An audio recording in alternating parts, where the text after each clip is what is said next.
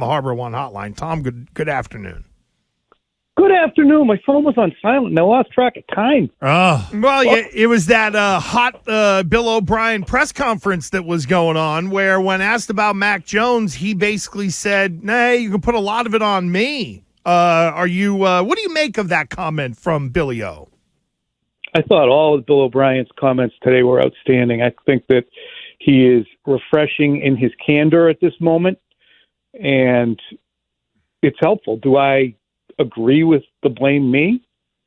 No, I don't. I believe that it begins with roster construction and the offensive line, as we've talked about dozens of times, and the depth on the offensive line and the decisions made with free agency acquisitions. Then it goes to the quarterback melting down when faced with adversity and exacerbating situations. I just don't think there's any play design that asks Mac Jones to act in the way that he has after the snap. And we can really start with, really start with the Dallas game for that. You know, the cross-field throw, the scrambling without ball security that turned into a touchdown, the panic throw on the sideline. I mean, that's really where Mac came undone and stayed undone. So that was pilot error. That was not air traffic control. I sense some, I don't know what it is, some peace in your voice. I feel like you're at ease with the situation now, because I feel like the roller coaster of emotions have, since we've been talking to you every Tuesday at 12, has been up and down based on, everything. And I feel like there's some relief in your voice, and maybe like the circumstances are what they are, and you know what? I'm not going to bitch and be mad about it anymore. Am I right on that? Yeah, they are what they are. You might just have caught me before I eat lunch. Usually I'm a little more cranky before your nap. Maybe you didn't have a nap. Blood sugar might be in the right exact spot. Yeah. I think that really the die is cast. We understand now there is no ambiguity, and that's what I talked about a little bit in a column I wrote yesterday, is the only silver lining to this is there is no ambiguity as to what the Patriots ought to do and will do at the end of the season with the leadership of their team. They're going to move on from Bill Belichick, and that has been crystallized by the fact that they're 2-9 as opposed to,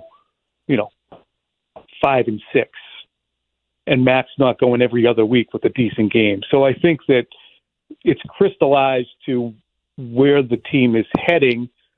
The next steps and the great abyss that they're staring into and the decisions that they have to make are now what we focus on. And I think that the 6 weeks of football games that they have to withstand while still trying to maintain some dignity and actually develop the team are going to be fascinating to watch. But, I think we can see where this is going clearly. And, the fact that Bill's contract expired last year and that he was given a 2-year contract that runs through 2024, and Robert Kraft said, we expect performance, and they haven't gotten that, decidedly haven't gotten it, means that we see where things are going. So you don't think there's any chance that there could be you know what, Bill, you got one more year. We do have whatever to spend, or however you want to work it. Take one more kick at the can and trying to retool this thing. You think that is totally off the table and we're now into negotiating mode, whether it's between the Krafts and Belichick and other teams, the Krafts and other teams, whatever it is? You definitely think there is zero chance that Robert wakes up and says, maybe I shouldn't do this?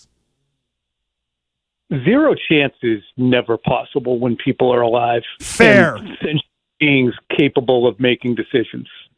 So you can never say zero, but I would say it's less than 1. Interesting. Because don't you agree? I mean, why would we express any reservation as to that being the outcome?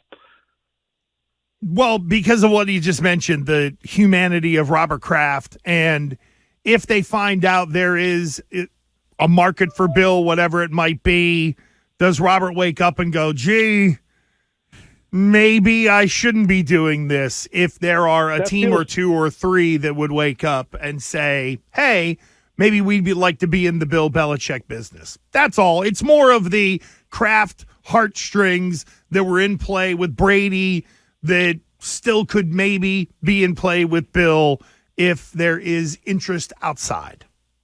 Yeah, I think the heartstrings are more attached to the team and the franchise and his family and the fan base than they are to Bill, while still appreciating everything that Bill has done and delivered for the team and the billions that he has stuffed into the pockets of the local media entities, the businesses around New England because of the team's success over 20 years, and the Krafts themselves.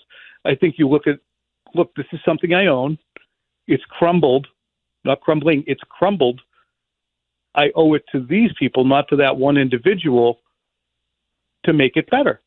So I just don't think that as a steward of the franchise, and who knows how long the Krafts will own the team, but if we're still around here in 2200, then somebody will look back and there might be a different owner, but he owes it to the area, I think, more than he would owe it to Bill, and he would feel that way. I'll tell you, if we're still around at 2200, that's a real story. 2200. Right there. Wow. That would be I mean, something. humankind, not us. Humankind. No, I got you. Yeah. So, Tom, No, here's 179-year-old Tom Curran on still talking about the Patriot on the way. 2200 Sports Tonight. I was watching that game last night, Tom. I don't know if you were, the Bears and the Vikings, and it actually made me feel better about the Patriots quarterback situation. And the fact that maybe it's the whole misery loves company, but they're not alone. There's a bunch of other franchises out there that are suffering just as much, maybe more than the Patriots. I don't know if that makes you feel better about the situation or does it even matter since you're in a newfound, happy place. Yeah, I think, there was a great quote, and I would mind that O'Brien stuff. I thought it was great. I asked him about his confidence level as to where the team, and he veered off into a conversation about every team is trying. It's an 8-9, 9-8 league. Everything is gamed to get teams to 8-9 or 9-8. And if you're below that, you have to look at the reasons you are. Now, specific to his team, he's saying, it's the mistakes. We got blown out 2 times, but the other games were competitive. Why did we lose? Because we gave it away when other teams scored. Pretty blunt. You can get deep on the reasons why they gave it away, but I think that you should have optimism in that, well, maybe it's rectifiable in great haste. I don't think it is. I think this is going to be a 3 or 4 or 5 year rebuild and a long time in mediocrity trying to get out because of the condition of the roster.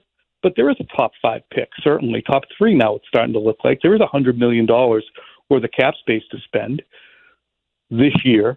But you cannot swing and miss in the draft, and you cannot swing and miss on high-profile free agents. And they've done that, and they've traded picks away. So they've done that over the last 5 years. So that's why they're more gutted than some other teams might be. I think when you look especially on the offensive side of the ball, they're gutted on offense. So that can take some time. But if you have a defense that plays the way that the Patriots do, maybe they'll turn into a spunky little out over the next couple of years. That's what I thought they'd be this year. I thought they'd be a team that nobody wanted to play because they would play scrappy with a shred of situational intelligence. And that didn't happen. Tommy Curran of NBC Sports Boston here with Gresh and Fourier. I know you have a poll up on Twitter right now about the value or lack thereof with Bill Belichick. I know you and I disagree on the value. I have a hard time believing in a league where Frank Reich gets an automatic second chance that there won't be people interested in Bill Belichick. Do you think Carolina made the move they made with one of the New England Bills in mind, meaning that maybe they do the John Lynch shoot for Bill, and if you miss, well, Bill O'Brien played with this quarterback that the owner loves, coached the quarterback that the owner loves, so, hey, if I don't get one, I can go get the other. I just don't think that Bill Belichick is any kind of a decent fit for David Tepper. David Tepper hasn't been around long enough, nor do I think that he has the humility and introspection that Robert Kraft did in 2000, where Kraft, after being with Parcells, after having Pete Carroll, finally said, you know what? I got to just get a guy in here I trust to get my hands out of the soup, which is what he did with Bill Belichick. So Tepper is not going to take his hands out of the soup anytime soon. He's going to want his hands in the soup. Bill can't work with a guy who's going to have his hands in the soup.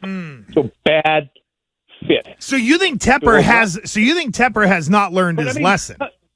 Interesting. Not nearly yet. No way. No. Well, I just know, man. O'Brien. $30 million. That's a hell of a mistake. I just saw the story about David Tepper handing a piece of paper to Frank Reich about a play that he saw on TV that the Cleveland Browns ran. And he asked them, he said, I want you to run this play. And like, with no context whatsoever, just a good-looking play that he liked by watching TV. That's the type of, I guess, butting in that I guess can't understand any coach being willing to deal with. Yeah, so that's a bad fit. And I think that with Bill O'Brien, how are you going to sell a team?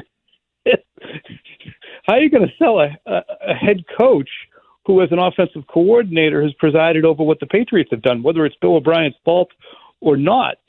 He's got to share. He's got to have some stink on him. So I would say double Bill no. You know what? There's I'm probably going to say it wrong. But and help me out with this, Gresh, because you don't think true or false? You don't think that Bill has any, I don't know, value out there on the open market? Do I have that right? Do you think his value is significantly low?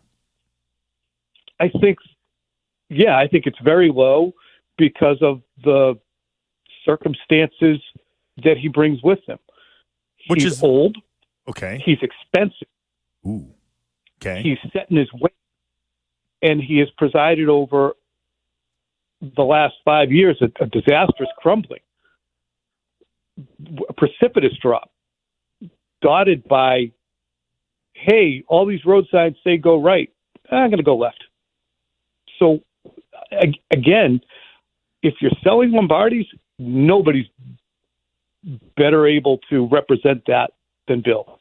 If you're selling the promise of immediate success, because of recent track record, nobody's buying that. Well, do you think there's a candidate out there that can sell the recent success? Normally when these people walk in the door, like even Sean Payton was out for a year. You know what I mean? And again, people like Matt Eberflus. Like, what the hell did Frank Reich do to determine getting a second job right away? And it feels like you see people like that get second jobs, and we look at Bill and say, well, you know what? That last year really sums up everything you're all about, and I don't want you now. Like, to me, that just does not compute in a league full of reject coaches. Cost and malleability are what those individuals bring. They're cheap to hire. You know, Jonathan Gannon in Arizona, cheap to hire. And they'll do what you tell them to. So Bill doesn't fit those. What about Greg Olson to Carolina? Oh, you hear that rumor? He's open to it if they want him. Yeah, but Jeff Saturday's still out there. So. Oh, geez, and there's that. And he's got so much experience. I do like Jeff Saturday. He didn't do a horrendous job, but. See, I'm like that's where I'm like having such a hard time of the biting of the tongue, because it's like, yeah, somebody will bring in Jeff Saturday, but Bill's 72, expensive, and da-da-da, and like all the reasons why you wouldn't want the guy. But let's bring in the guy who's an offensive coordinator somewhere who's not even calling plays to come in and run stuff. Last one before you go, because I know we got to go. Is there any aspect of Bill, because when I see him on the sideline, Tom, I sit there and go, man, this guy's getting older and older before my very eyes. And I wonder if it's the old guy mentality where he says, do I really need this in my life anymore? Ooh. You know, like I've done enough. I've accomplished enough. Like, I don't need this headache anymore. I'm curious if the living out in Nantucket and having his boat down in Florida is more, interesting and intriguing to him than, waking up at 3 a.m. in the morning to tell like 22-year-olds what to do. It's interesting. I think that the appeal of leisure time is not strong for him, but I do wonder if the appeal of rebuilding a team from the ground up is a lure, or if it's would be a prideful thing. Like, I'm not going out like that. No, that's not me. That's not my team. That wasn't me. And he has to introspectively say, this is mostly me. Mac might suck, and maybe I thought that it might turn out that way, worst case, and it did. And I just tried to keep the team afloat in the last years of Brady, and that hamstrung us. But, you know, a lot of it's on me. I want another grab at that ring, brass ring, not Super Bowl ring, because I don't think that he can necessarily enter a franchise and say, I'm going to win a Super Bowl for you. I mean, it would be a very, very interesting opening press conference. But again, to go back, and I know you got to wrap it up, but are players going to embrace Bill Belichick, those 22-year-olds, and say, good, Bill's here? If they were 32, they might, not 22. Is the media going to be on board? Because it does matter to an extent what the conversation is around the hire. And how will Bill do in the press conference? Will he be a charming guy like he can be, or will he be Bill? So those are more reasons I look at it and say, yeah, somebody might hire him. But it's not going to be this absolute thirsty horde chasing the opportunity to hire Bill Belichick and all that he brings. That'll be it'll be interesting because I'm glad we can talk about it, you and I, Tommy, even though we're on the other side of this. And I know you got to run, and we got to get going as well. We will catch you next Tuesday and on Sunday, friend, on Football Sunday. Good stuff, guys. Thank you. All right, there we go. There goes Tommy. Yeah, Tommy and I wildly disagree on this. Same. Because you know what? You'd rather have an affable Jonathan Gannon than a dickish Bill Belichick, right? I'll tell you what, I'd rather have Antonio Pierce or Josh McDaniels 3.0 than a persnickety guy with a history of doing some stuff. Like, that's the part that gets me.